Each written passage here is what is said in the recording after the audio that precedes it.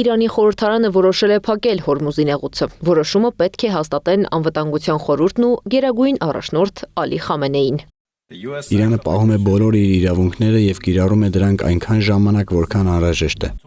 Հորմուզի նեղուցում նավագնացությունը խափանելու Իրանի փորձն ինքնասպանություն կլինի երկրի տնտեսության համար։ Իրանը բարդ վիճակում է հայտնվել։ Ռազմական ու քաղաքական ճնշումներին հակազդելու ցանկությունն է դրդել նրան նման հայտարարություն անել, նշում է իրանագետ Արմեն Վարդանյանը։ Նրա խոսքով Իրանը նման քայլի չի գնա։ Միջազգային իրավունքի տեսանկյունից փոխոցելի քայլ է։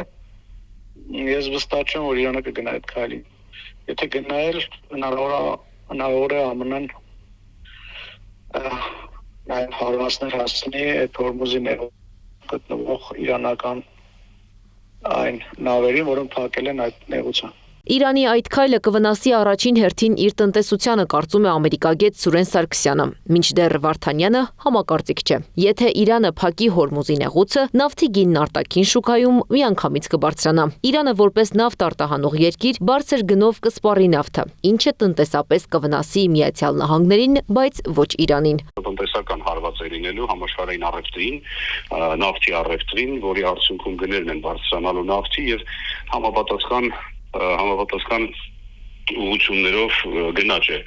լինելու եւ կարծում եմ, որ սա միայն Իրանի խնդիրը չի լինելու, բնականաբար միայն Միացյալ Նահանգների խնդիրը չի լինելու, այլ խնդիրը լինելու բոլոր նավթ-արտահանող երկրների, արաբական